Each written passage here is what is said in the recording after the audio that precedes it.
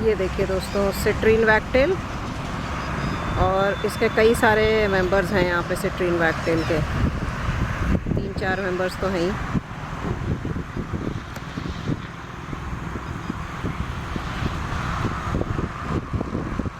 इसकी देखिए बॉडी के अपर पार्ट्स भी येलोइश हैं, और जो लोअर पार्ट्स हैं एब्डोमेन के पास वो भी येलोइश है। और जो ग्रे वैगटेल है उसके एब्डोमेन का पार्ट येलो होता है, और जो अपर पार्ट्स होते हैं, जो फेदर्स होते हैं, वो ग्रे कलर के होते हैं।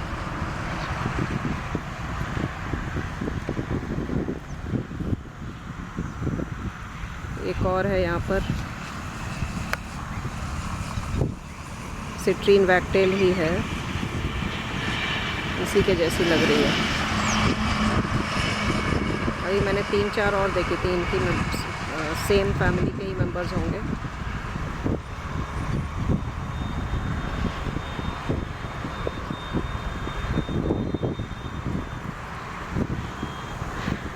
ये भी माइग्रेटरी हैं, और गर्मी पड़ने के साथ फिर ये हमें यहाँ पे दिखाई नहीं देंगे।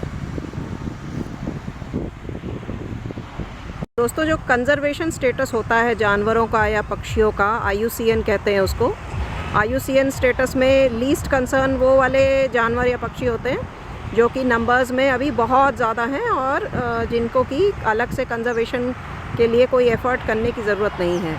और उसके बाद धीरे धीरे वल्नरेबल होते हैं, वल्नरेबल के बाद नियर थ्रेटेंड होते हैं, फिर थ्रेटेंड होते हैं, और उसके बाद फिर इनको क्लासिफाई कर दिया जाता है एज़ द हाईली वल्नरेबल या एंडेंजर्ड स्पीशीज़। तो इसमें एक फैक्टर होता है जनरेशन लेंथ, जिसका कि बहुत फ़र्क पड़ता है इनके इस स्टेटस पर कि ये लीस्ट कंसर्न रहेंगे या एंडेंजर्ड हो जाएंगे। तो बर्ड्स के केस में मैं बता सकती हूँ कि एनिमल्स का थोड़ा अलग होता होगा, लेकिन बर्ड्स में क्या होता है कि जो जनरेशन लेंथ है, जिन बर्ड्स की जनरेशन लेंथ बहुत लंबी है, जनरेशन लेंथ मतलब वो टाइम जिस पर वो रिप्रोडक्शन के काबिल हो जाते हैं, तो जिनका जनरेशन लेंथ लंबा है उन बर्ड्स की ज़्यादा पॉसिबिलिटी है एंडेंजर्ड कैटेगरी में जाने की, जैसे कि ग्रेट इंडियन बस्टर्ड है। ये इसका एक क्लासिक एग्जांपल है।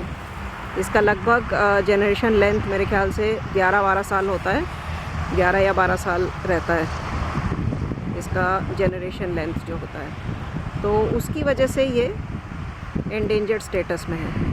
जो बर्ड्स छोटे साइज़ की हैं उनका जनरेशन लेंथ कम होता है। ये इवन मीडियम साइज़ की है, जैसे पीकॉक वगैरह, इनका भी जनरेशन लेंथ 6-7 साल होता है।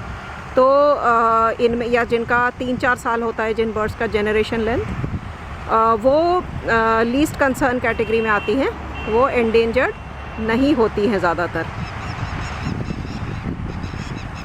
अब ये देखिए पीछे भी कुछ स्टिल्ट सी घूम रही हैं, आज वो स्टॉक भी नहीं है यहाँ पर जो उस दिन मुझे दिखा था। तो इस तरह से जो जनरेशन लेंथ है बर्ड्स की, वो इस बात पे असर डालता है कि वो लीस्ट कंसर्न स्पीशीज़ रहेगी या फिर एंडेंजर्ड होने के चांसेस हैं उसके। तो जो एंडेंजर्ड स्पीशीज़ होती हैं उनके लिए ख़ास कंजर्वेशन के एफ़र्ट्स किए जाते हैं, किए जा रहे हैं हमारी कंट्री में, और कई सारे स्टॉक्स हैं।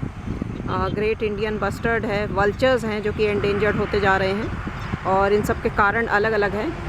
कुछ कारण हैबिटेट डिस्ट्रॉय होने की वजह से है, कुछ कारण जैसे वल्चर्स का था कि बहुत सारे वल्चर्स की डेथ हो गई डाइक्लोफिनैक दवाई की वजह से, जो एनिमल्स को दी जाती थी, और उनके कार्कस जब वो मर जाते थे, उनकी बॉडी को खाने के बाद वो दवाई वल्चर्स की बॉडी में कलेक्ट हो गई और टॉक्सिसिटी हुई उसकी वजह से, और बहुत सारे वल्चर्स की डेथ हो गई। तो जब ये कॉज पता चला तो उस दवाई को हटा दिया गया, वहाँ से बैन कर दिया गया।